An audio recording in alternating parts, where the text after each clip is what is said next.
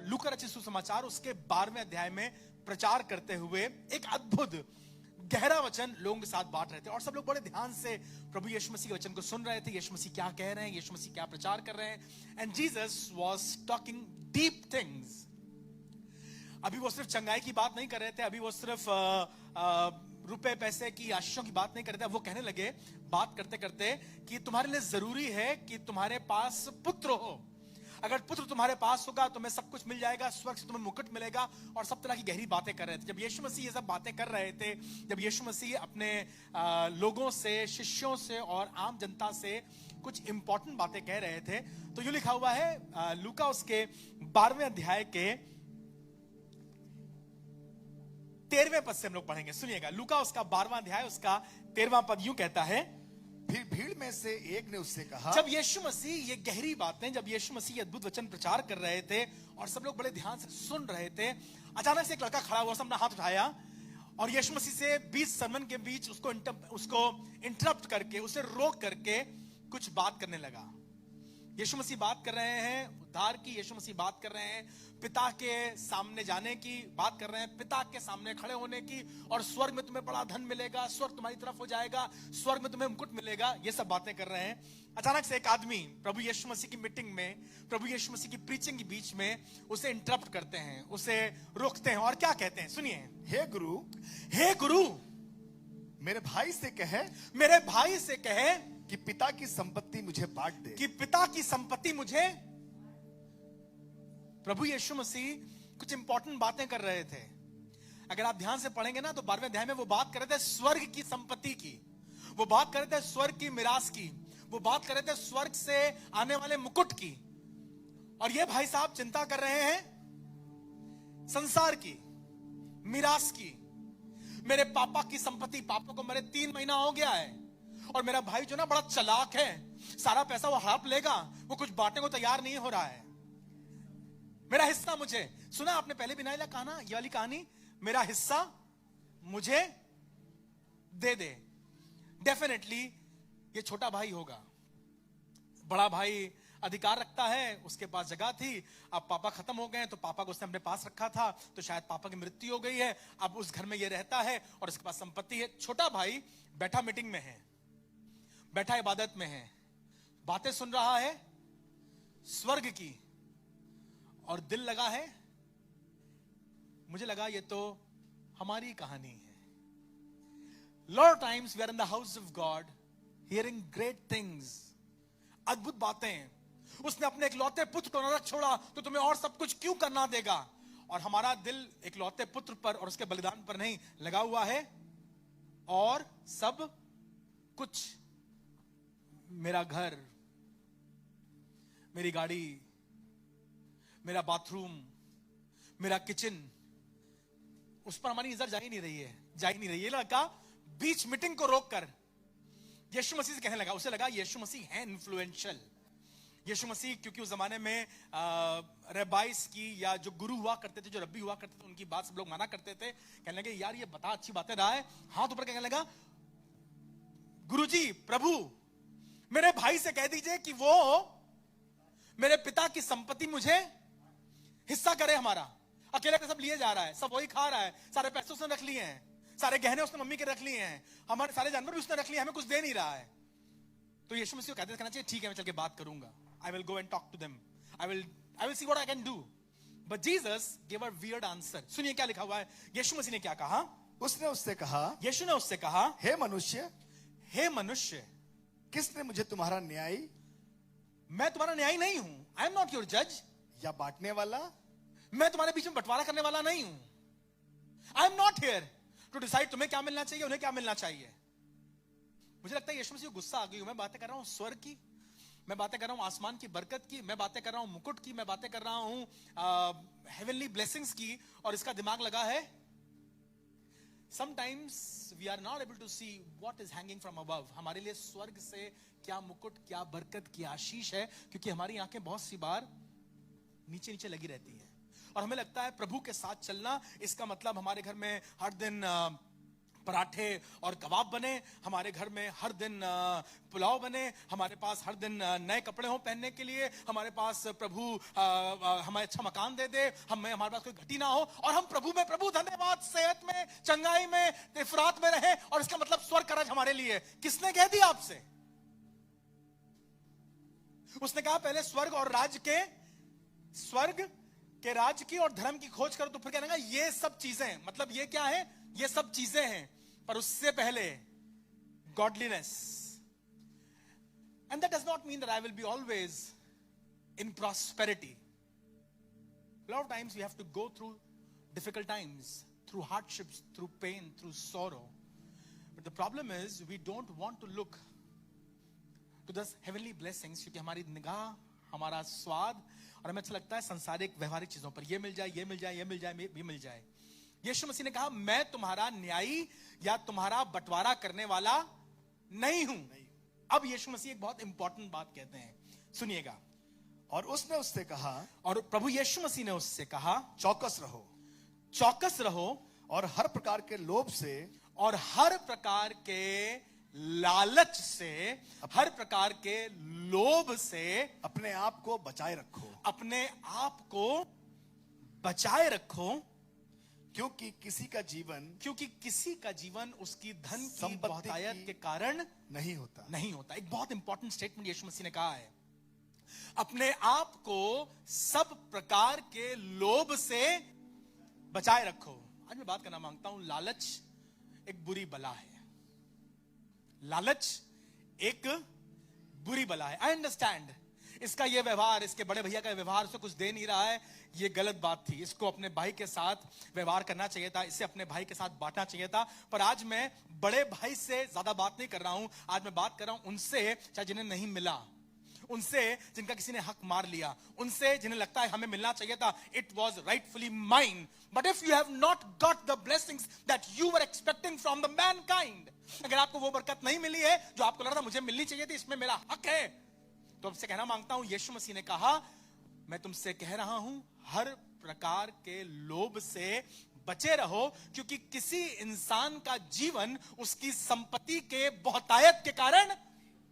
फिर यीशु मसीह ने एक नई कहानी शुरू कर दी, और यीशु मसीह वहां पर करंट सिचुएशन में जो वहां के वर्तमान हालात थे उन पर एक कहानी बताने लगा। कहने लगा एक आदमी था और वो बहुत धनवान था, और उसने अपने खेत में खूब बीज बोया, और इतनी फसल हुई कि उसके पास रखने की जगह नहीं थी। तो उसने अपने खत्ते तोड़ करके, अपने बांड्स तोड़ करके और बड़े बनवा लिए, इन्हें तोड़ दिया, और उसने कहा उसे बड़ा कर दो क्योंकि मेरा सामान आ नहीं रहा है। और उसमें खूब सामान रख दिया, और फिर अपनी जान से कहने लगा ऐ मेरी जान खा पी और ऐश कर। तभी आसमान से आवाज आई, ऐ मूर्ख तेरा प्राण तुझसे आज ही रात। और फिर जो कुछ तूने जमा किया है वो टाइटल दिया गया उसको रिच फूल, मूर्ख धनवान। आज मैं बात करना मांगता हूं गरीब ज्ञानियों से। What do you want to be? You want to be a गरीब ज्ञानी और a मूर्ख धनवान? A मूर्ख धनवान, he had everything but could not enjoy nothing. सब कुछ था उसके पास पर एंजॉय नहीं कर पाया। पर अगर तुम्हारे पास थोड़ा है और तुम उसे एंजॉय कर पा रहे हो, एक मुट्ठी है और तुम उसे एंजॉय कर पा रहे हो, तो उससे अच्छा दो मुट्ठियां जो घबराहट के साथ होती हैं। यीशु मसीह मुझसे और आपसे बातचीत कर रहे थे।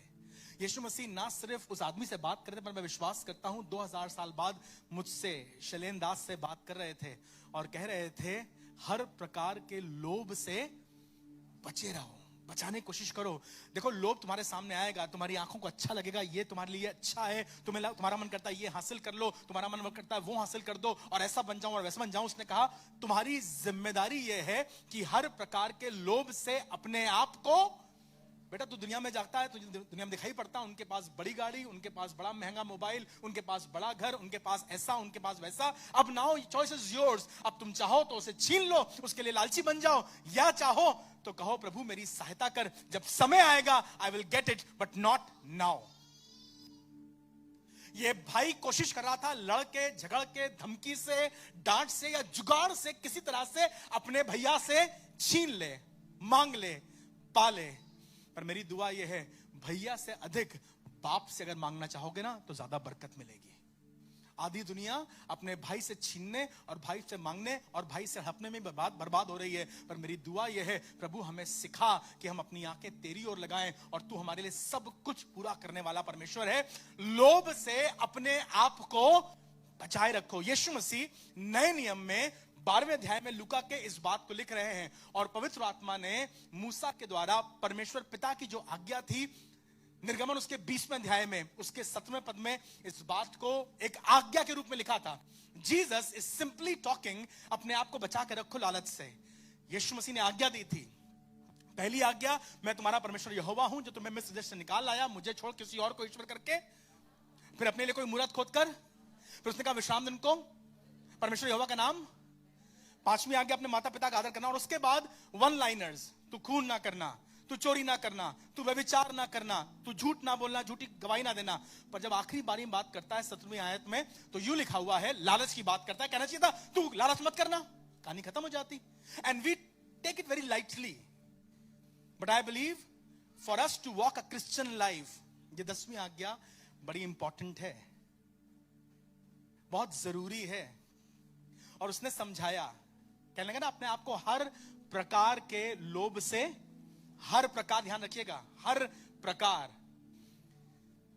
जब बात करता है लालच की तो निर्गमन 20:17 में उसने प्रकार बताए। सुनिए, तू किसी के घर का लालच ना करना। तू किसी के घर का लालच। अब भैया जरूरी है इस संसार में अगर रहना है तो अपना घर होना चाहिए। आप सही कह रहे हैं, होना चाहिए। पर किसी दूसरे के घर का लालच ना करना। हम 2 फुट उधर दबा दें,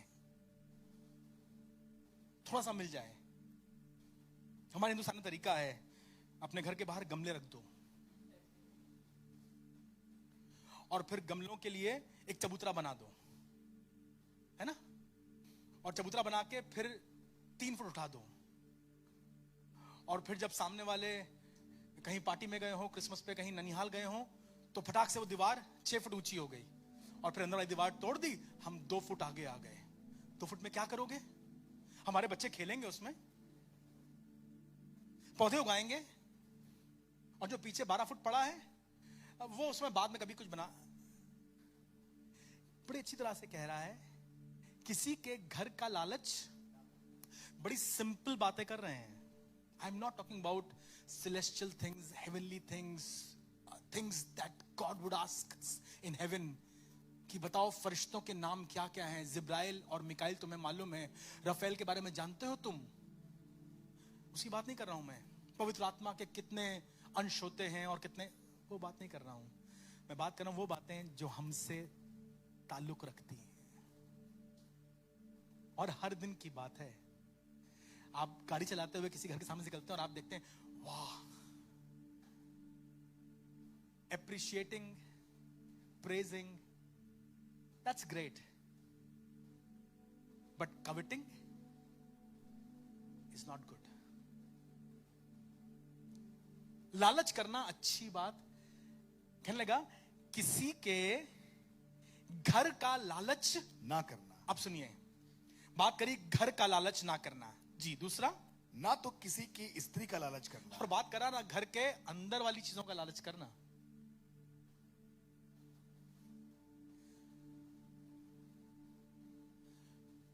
हमारी बीवी अब वैसी नहीं दिखती जैसी हमने लेके आए थे। सच बताऊं तो जैसी आप लेकर आए थे वैसे आप भी नहीं दिखते हैं। उसकी बीवी बड़ी अच्छी दिखती है, लगती है भाई सबको भली, अपनी अकल और बीवी और की।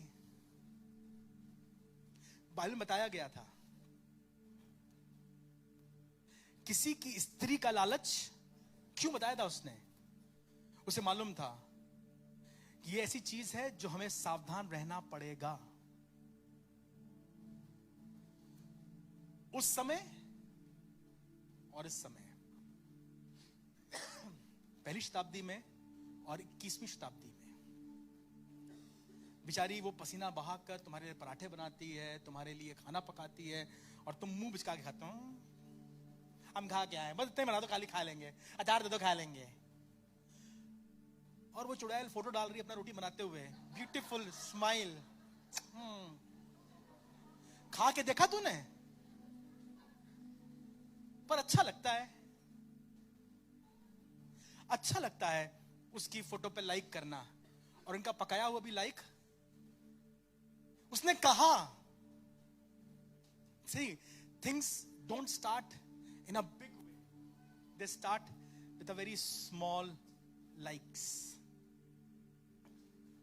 पति बेचारा घर में सारे काम करता है, सारी मेहनत करता है, परिश्रम करता है, सब कुछ करता है, और तुम्हारे लिए पैसे जोड़ रहा है, किस तरह से तुम्हें घुमाने जाए, तुम्हारे लिए, तुम्हारे बच्चों के लिए करे। ही इज ट्राइंग एवरीथिंग, पैसे पेनी पेनी जोड़कर हिसाब लगा रहा है। और दूसरा जिस होटल में खा रहा है, आप उस पर लाइक लगा रहे हैं। Don't you like the food that is on your table? बड़ी सफाई से हम कई बार ना इन 10 आज्ञाओं को पढ़ जाते हैं, हमें पहले लड़ाई गई है। और मैं जानता हूं चर्च के लोग, विश्वासी लोग, प्रभु के मानने वाले, जान चली जाएगी लेकिन प्रभु को छोड़ के किसी और की उपासना नहीं करेंगे, मूर्त के सामने सर नहीं टिकाएंगे तो नहीं टिकाएंगे। लेकिन ऐसी जाने कितनी मूर्तें हैं जहां हमने सर टिका रखा है। घर टूट रहा है, बर्बाद हो रहा है, हम अड़े हुए हैं क्योंकि हम लालची हो गए हैं। I am sorry but I am praying, Holi spirit help me, कि मैं अपने आप को हर प्रकार के लोभ से बचाए रखूं। बड़े अच्छी तरह से लिखा है, तू किसी के घर का लालच ना करना और किसी की घरवाली का लालच ना, ये तो लिखा ना, किसी के घर का लालच ना करना और किसी के घरवाली का लालच ना करना। सुनिए आगे, और ना किसी के दास दासी, और घरवाली तो छोड़ दो, उनके कहां से, उनके घर में हमेशा अच्छा नौकर आ जाता है। कितने देते हैं तुम्हें, कितना देते हैं बाबूजी? बस 1700। भाई सुबह से तुम काम करते हो, सिर्फ 1700 मिलते हैं। इतना बड़ा घर उनका पूरा साफ करते हो, 1700। हम 25 देंगे, 2500 हम 25 देंगे पक्का, और खाना भी साथ में। नौकरों का, ये अभी की बात नहीं कर रहा हूं, उस जमाने से ये उनका नौकर, उनका धोबी, उनका बढ़ई, उनका प्लम्बर, हम तोड़ लेते हैं, हमें आता है तोड़ना। थोड़ा पैसा दो, पैसा फेंको, तमाशा। कहानी यहां तक रुकी। अब लालच की हद देखिए, उनका घर, उनकी घरवाली, उनके नौकर, और फिर लिखा है उनके बैल और गधे का। और उनके बैल गधे उस जमाने में इस्तेमाल करे जाते थे सवारी के लिए, इस्तेमाल किया जाता था उनकी सवारी के लिए। आज भी तो हमारे पास उनकी गाड़ी देखकर जितना तेल नहीं जलता उससे ज्यादा तो हम जलते हैं, और दोनों से धुआं निकलता है, कार्बन भी निकलता है। उनके घर में आई कैसे? लड़ जाए तो अच्छा है।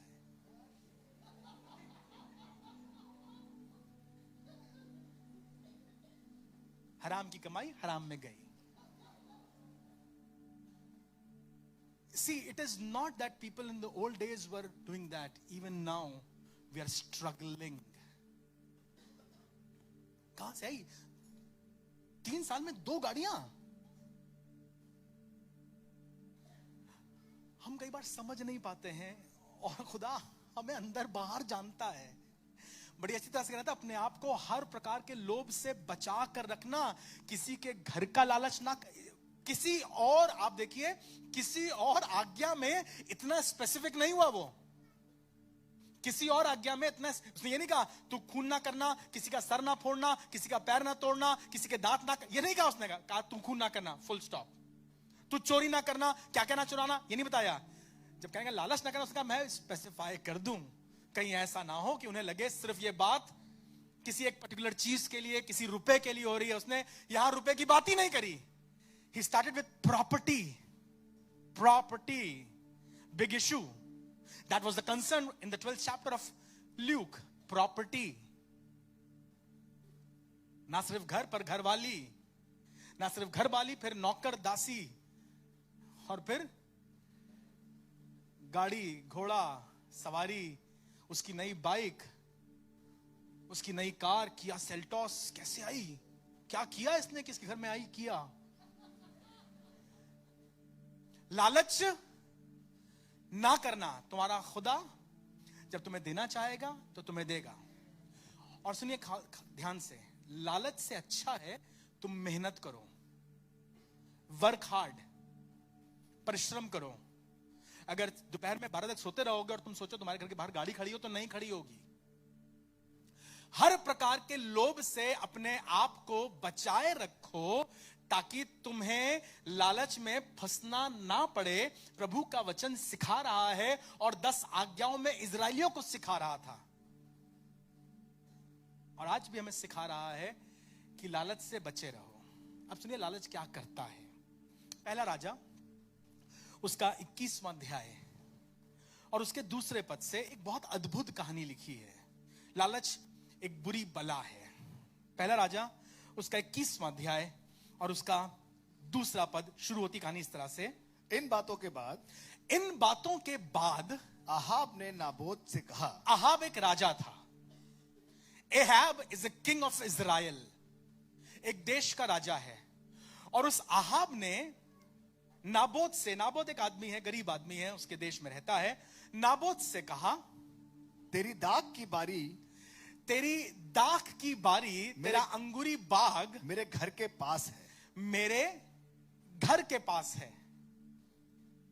तेरा अंगूरी बाग मेरे घर के पास है, तू उसे मुझे दे दे। तू उसे मुझे, सुनिए देखिए मेरी तरफ, लालच किसी ने आपको बताया हो कि गरीब लोग करते हैं तो गलत है। ऐसा नहीं कि सिर्फ गरीब लोग लालच करते हैं। मैं बात कर रहा हूं आपसे एक अमीर राजा की, जिसके पास पूरा देश था। He had the entire nation for himself. इसके पास बड़ा महल था, इसके पास खेत, बगान, बगीचे सब थे, लेकिन यह आदमी फिर भी लालची था।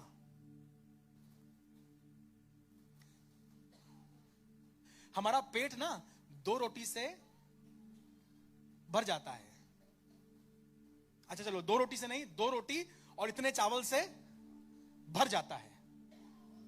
थोड़ा बड़ा है आपका मेरी तरह, 2 रोटी, थोड़ा चावल और थोड़ी आइसक्रीम से और रसगुल्ले से भर जाता है। मालूम जो भरता है क्या नहीं भरता है? ये आंख नहीं भरती है, पेट भर जाता है। और अगर आप कान लगा के सुने तो अंदर से गुड़गुड़ भी बोलने लगता है, और कई बार तो डकार भी आ जाती है। पर जो नहीं भरती है वो आंख। एक लड्डू और खा ले, थोड़ी सी आइसक्रीम।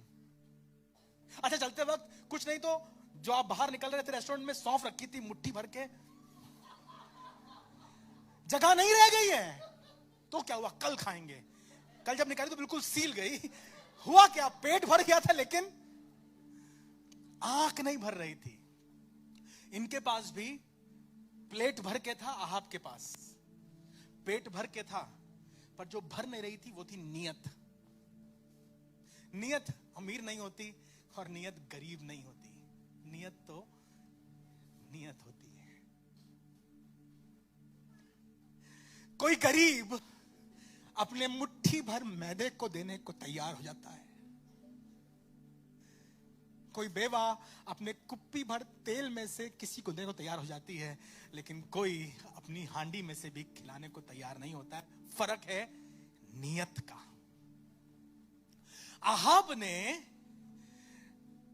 इजरायली नबोत से कहा तेरी दाख की बारी मेरे घर के सामने है, वो मुझे दे दे, मुझे चाहिए है, आई वॉन्ट दैट, मैं तुझे पैसे भी दे दूंगा। उसने कहा नहीं मालिक, मेरे बाप दादाओं की ये जमीन है, पुश्तैनी जमीन है, हम इसे नहीं दे सकते। ये हमारे लिए सिर्फ जमीन नहीं है, ये हमारे लिए रिश्ता है, ये हमारे लिए खून है, ये हमारे लिए यादगार है। मेहरबानी से ये मत मांगो, मत मत मत मांगो मालिक, हम नहीं देंगे मालिक, ये हम नहीं दे सकते हैं।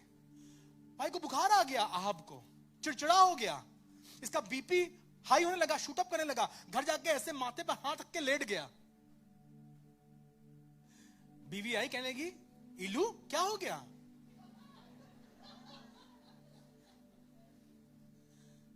कुछ नहीं, अभी बात ना करो, मूड खराब है। बताओ ना क्या हो गया, बताओ बाबू बताओ।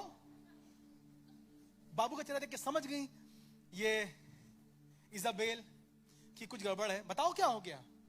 अरे कुछ नहीं यार, ये सामने फकीर सा आदमी है नाबोत, मैंने इससे कहा अपनी दाग की बारी मुझे दे दो, पैसा दूंगा तुम्हें, देने को तैयार ही नहीं था। अच्छा, तुम्हें चाहिए? हाँ, हम सोच रहे थे यहां पर हम अपना गार्डन बनाएंगे, हम यहां पर थोड़ा सा बच्चों के लिए पार्क बना देंगे। कहने लगी, तुम राजा हो भी इस देश के? तुम्हारे जैसा डरपोक आदमी जो एक दाग की बारी न ले पाए, तुम ऐसे कोई चूड़ियां पहन के बैठ जाओ। अब देखना इजाबेल को कैसे दिलाती है। अब तुम रखना अपना मुंह बंद, मैं तुम्हें दिलाती हूं दाग की बारी। क्या करोगी ये ना पूछो, देखना बस। Now listen to this. किसी के घर का लालच, उसे मालूम था यह समस्या है, पर यह समझ नहीं पा रहा था अहाब। इजाबेल तो फरक देश से आई थी, प्रभु के वचन से बहुत दूर थी। इजाबेल ने तो कभी शायद 10 आज्ञाएं पढ़ी नहीं थी। अहाब, तुमने तो पढ़ी हैं। परमेश्वर ने कहा है किसी के घर का लालच ना करना। आई डोंट नो तुम कितना जानते हो परमेश्वर के वचन के बारे में, तुम्हारी पत्नी कितना जानती है, तुम्हारा पति कितना जानता है, पर मुझे मालूम है तुमने खुदा कलाम पढ़ा है। अपने बच्चों को बताओ, अपने घर में इसकी चर्चा करो। जब तुम्हारे बच्चे ना अभी से जिद करने लगे चीजों के लिए, छोटा बच्चा है, जिद करा में चाहिए चाहिए, उनके घर जाकर खिलौना चुरा के ले आता है, जेब में रख के ले आता है। मेरा बच्चा बड़ा स्मार्ट है भाई, किसी को पता नहीं जेब में रख के ले आया।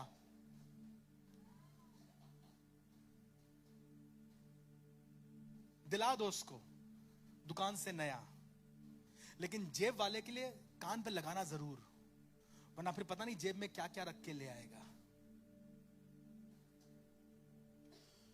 It is not about a toy costing 10 rupees or 20 rupees. It is about the niyat. जब वो बचपन में जिद कर रहा है जूते के लिए, क्योंकि उनके पास है मुझे चाहिए, उनके पास है मुझे चाहिए, उनके पास है मुझे चाहिए, मत दिलाना।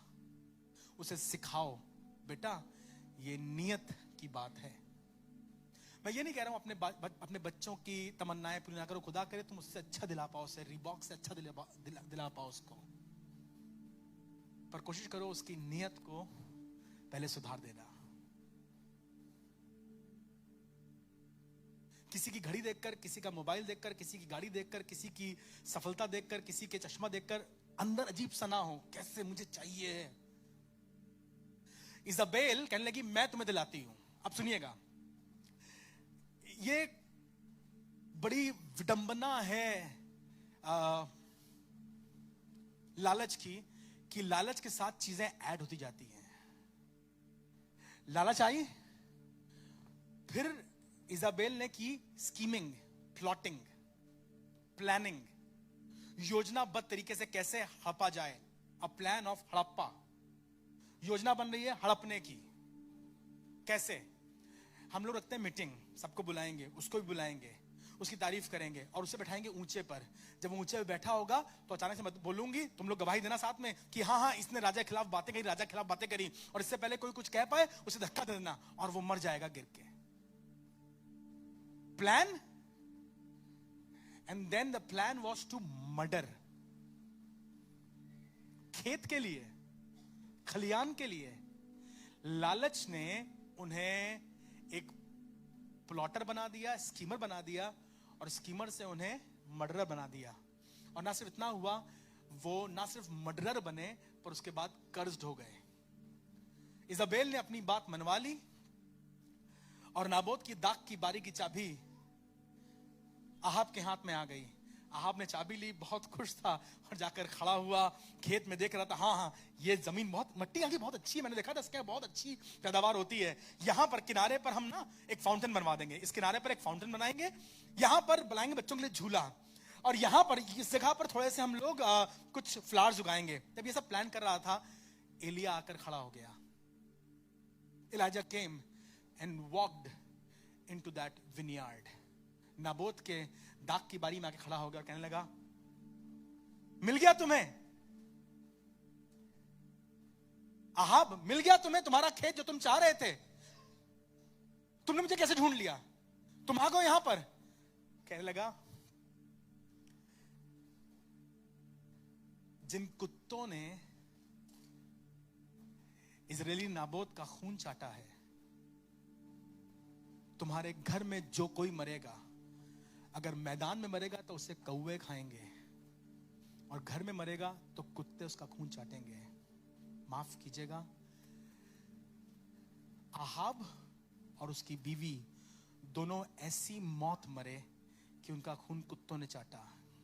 Isabel died and when she died, she somehow fell off the roof. छत से गिर पड़ी। नीचे से बड़ी परेड जा रही थी, घोड़ों के पैरों के नीचे दब के मर गई। पता नहीं चला कौन मरा है। उसके सर में क्लिप लगी थी, उस क्लिप से बचाना गया। ये तो महारानी थी। खेत के बदले सिर्फ क्लिप मिली है। खेत के बदले सिर्फ चिमटी मिली है। और हम जाने क्या क्या लगाए रहते हैं, अपना सब कुछ अड़ाए रहते हैं, क्योंकि हमें किसी के घर का लालच ना करना, किसी के घर वाली का लालच ना करना, किसी के खेत का, किसी के दास का, किसी की दासी का लालच। पहला तीमुथियुस 6 अध्याय, फर्स्ट तीमुथी खत्म कर रहा हूं। पहला तीमुथियुस 6 अध्याय और उसके 8वें पद से सुनिएगा। और यदि हमारे पास खाने और पहनने को हो, 6 पद कहता है इसका, संतोष सहित भक्ति बड़ी कमाई है। संतोष सहित भक्ति बड़ी कमाई है। 8वां पद कहता है, यदि हमारे पास खाने और पहनने को हो तो इन्हीं पर संतोष करना चाहिए। तो इन्हीं पर, he was talking about the daily needs। मैं खुदा का बहुत शुक्र करता हूं, खुदा बाप ने हमें स्तर पे लाके रखा है जहां हमारी नैतिक आवश्यकताएं तो परमेश्वर के अनुग्रह से पूरी होती है। उसने कहा, आकाश के पक्षियों को देखो, ना बोते हैं ना काटते, तुम्हारा स्वर्गीय पिता उन्हें फिर भी खिलाता है। यहोवा मेरा चरवाहा है और मुझे कुछ घटी ना होगी। वो अपनी मुट्ठी खोलकर हमें आहार देता है। ही इज आवर प्रोवाइडर, यहोवा जायरा हमारी हर जरूरत को पूरा करता है। यहोवा का हाथ ऐसा छोटा नहीं हो कि उद्धार ना कर सके। वो कहने लगा, मैं पूरे मन से यहोवा पर भरोसा रखूंगा, क्योंकि वो अपने हाथों के कार्यों को त्याग ना देगा। जवान सिंहों को घटी होती है और वो भूखे भी रहते हैं, पर यहोवा के खोजियों किसी भली वस्तु की घटी नहीं होगी। He will provide what you need. Our needs have an end. Our needs have an end. हमारी जरूरतें तो पूरी हो जाती हैं, पर हमारी चाहतें कभी खत्म नहीं होती हैं। कहने लगा, अगर तुम्हारे पास खाने को है, पहनने को है, रहने को है, तो इनमें संतोष करो, खुश रहो। अब सुनिए क्या लिखा हुआ, 9वां पद बहुत इंपॉर्टेंट है जी। पर जो धनी होना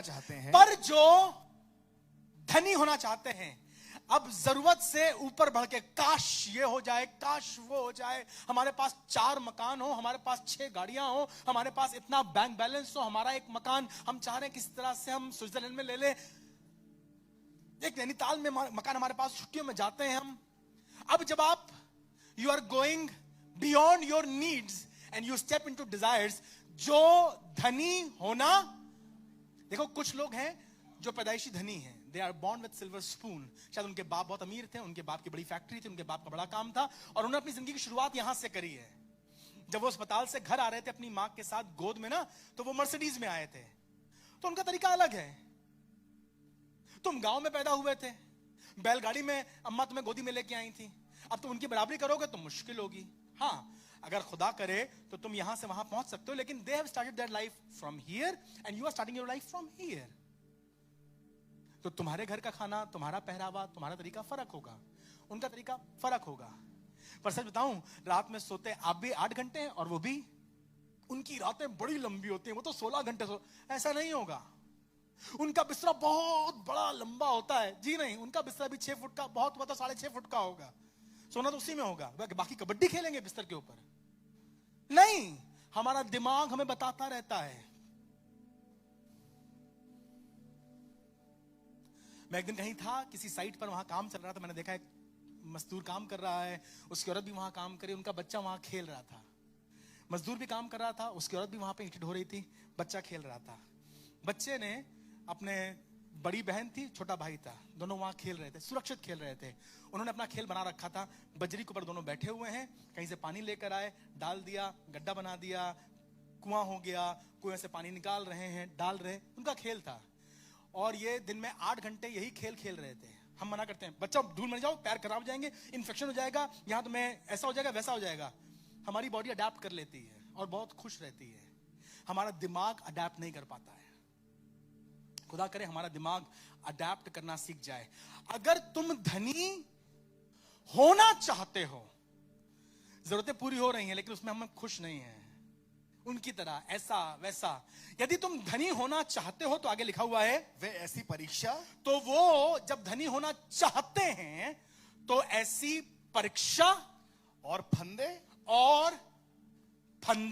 और बहुतेरे व्यर्थ और बहुतेरे व्यर्थ और हानिकारक लालसाओं में फंसते हैं।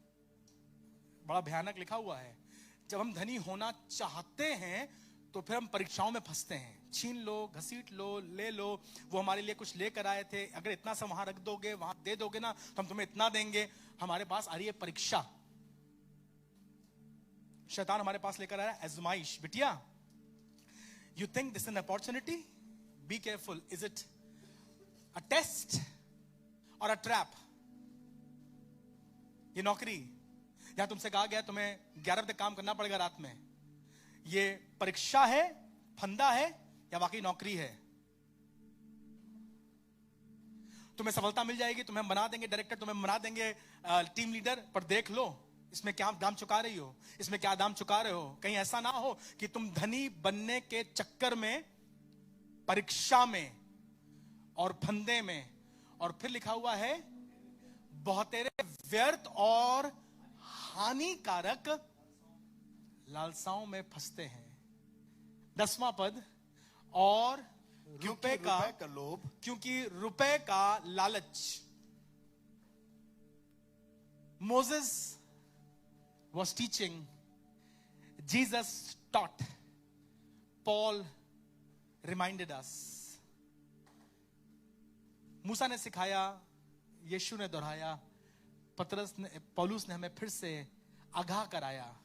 क्योंकि रुपए का लालच, या रुपया नहीं, ध्यान सुनिएगा, पैसा खराब नहीं है, पैसा अच्छा है, हमारी जरूरत पूरी होती है, हम बहुत कुछ कर पाते हैं पैसे से सेवकाई होती है, पैसे से यहाँ का खर्चा दिया जाता है, पैसे से हमारे पास बहुत सी आवश्यकताएं जो पूरी होती हैं। पर रुपए का लालच, Paul was very careful to write about this. रुपए नहीं, पर रुपये का लालच, हवस, बीइंग नेवर सैटिस्फाइड। रुपए का लालच सब प्रकार की बुराइयों की जड़ है। सब प्रकार की, क्या होता है रुपए का जब लालच होता है ना, तो फिर हम प्लॉटिंग करने लगते हैं, फिर हम मर्डर करने को तैयार हो जाते हैं, हम छीनने को तैयार हो जाते हैं, हम धक्का देने को तैयार हो जाते हैं, हम लूटने को तैयार हो जाते हैं। कारण क्या है? रुपया नहीं, रुपये का लालच। रुपए का लालच हर प्रकार की बुराई की जड़ है, जिसे प्राप्त करने के प्रयास में, यत्न में, कोशिश में, लालच में लोगों ने अपने आप को विश्वास से भटक कर अपने आप को नाना प्रकार के दुखों, अनेक तरीकों से दुखों से अपने आप को छल्ली बना लिया है। बाइबल में लिखा हुआ है 15:27 में नीति वचन में, लालची आदमी अपने घराने को दुख देता है। हमने अपने आप को, अपने बच्चों को, अपने माँ बाप को, सबको दुख दिया है। हमारे कारण वो लज्जित हैं, उनका सर नीचे है। मालूम क्यों? क्योंकि हमारी हवस, हमारी लालच खत्म ही नहीं हो रही है। मेरी दुआ यह है, पवित्र आत्मा मेरी सहायता करे, हमारी सहायता करे, ताकि हम लालच नहीं पर धन्यवाद करने वाले बन सके। खड़ा हुआ जक्कई, जब यीशु मसीह उसी घर में आए ना, 19वें अध्याय में तो लिखा हुआ जक्कई खड़ा हुआ, और खड़े होकर के उसने ये नहीं कहा मैं अपने पापों से तौबा कर रहा हूं, मैं माफी मांग रहा हूं। कहने लगा, यीशु मसीह उसी घर में आए, जब यीशु मसीह घर में आके बैठे खाना खा रहे थे, तो खड़ा हुआ कहने लगा, मैंने जिसका नाहक ले लिया है उसका चौगना फेर दूंगा और अपनी आधी संपत्ति में गरीबों में बांट दूंगा। क्या कर रहे हो? मैं बड़ा लालची था, अब कोशिश कर रहा हूं अपनी लालच से। मुझे मालूम है, व्यवस्था में मानता था, मैं प्रभु के सामने दंडवत करता था, किसी मूर्त सामने नहीं झुका, लेकिन मैं इस आखिरी आज्ञा में बार बार टूट जा रहा था। मैं लालची था और मैं लालच के कारण प्रभु के समीप नहीं आ पा रहा था। कहानी शुरू इस तरह से होती है, यूं लिखा हुआ है, जक्कई नाम एक आदमी था जो बड़ा धनी था और नाटा था। Jesus is not against the rich. यीशु मसीह धनी के खिलाफ नहीं है। अगर धनी के खिलाफ होते तो जक्कई घर कभी जाते ही नहीं। यीशु मसीह नाटों के खिलाफ भी नहीं है। अगर यीशु मसीह नाटों के खिलाफ होते तो जक्कई घर कभी जाते ही नहीं। यीशु मसीह तो खिलाफ हैं उनके जो नियत साफ नहीं है।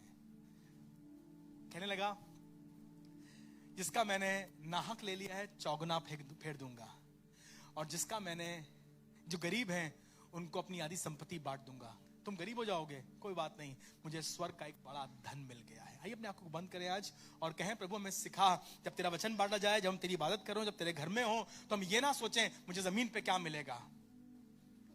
ये बेवकूफ था। यीशु मसीह की बरकतों, यीशु मसीह के प्रचार और यीशु मसीह की शिक्षा में ये उस मुकुट को नहीं देख पाए जिसके बारे में यीशु मसीह चर्चा कर रहे थे, स्वर्ग में तुम्हें मुकुट मिलेगा। ये देख रहा था जमीन के हिस्से को, ये देख रहा था मेरे भाई ने हड़प लिया है। मैं हर उस भाई से कहना मांगता हूं जो हड़ पे बैठा है, खुदा तुम पर दया करे कि तुम भी जक्कई की तरह देना सीख सको। और बाइबल में लिखा है, जो यथार्थ से अधिक देता है वो आशीष पाता है, जो बहुत बटोरता है उसे बिथराना पड़ता है, पर जो यथार्थ से अधिक देता है। See, it is very simple. You would be लालची और you would be sacrificial. You would be greedy, या तो तुम लालची होगे, ग्रीडी होगे, या फिर तुम सैक्रिफाइस करने को तैयार होगे, देने को तैयार होगे। अपना समय, अपना पैसा, अपना खाना, अपनी रोटी, अपना कपड़ा। या तो तुम आकान होगे। आकान के बारे में लिखा है, इसने चुरा लिया था एक चादर, सोने की ईंट, थोड़ी चांदी। आकान के साथ इसका पूरा खानदान तबाह कर दिया गया। आकान के नाम का मतलब ही होता है कष्ट। घसीट के ले गए उसे आकोर की तराई में और पथरवा करके बीवी को, बच्चों को, खानदान को मार दिया गया। Because God hates the greedy. लालची अपने घराने को दुख देता है। बेटा मत बन अपनी मां के आंसुओं का कारण। Dear husband, don't be a reason of tears for your children. अरे सब उन्हीं के लिए तो कर रहे हैं। लालची बन के मत करो, मेहनत से करो। और खुदा करे हमारी कलीसिया में कोई एक भी लालची ना हो। प्रभु हम 10 आज्ञाओं को मानने वाले हों। हम किसी के घर का, किसी के घर वालों का, किसी के नौकरों का, किसी की गाड़ी का, किसी के घोड़े का, किसी के मकान का, किसी के बिजनेस का, किसी की कमोडिटीज का लालच ना करें। Help me Lord. संसार की चीज हम देखते हैं, हमारे मन में आता है, हमारी इच्छाएं होती हैं, पर तू हमारी सहायता कर, मेरी सहायता कर। और जैसे आपने अपना सैक्रिफाइस किया प्रभु, हम भी सैक्रिफाइस करना सीख सकें। इस दुआ को प्रभु यीशु मसीह नासरी के नाम से मांगते हैं।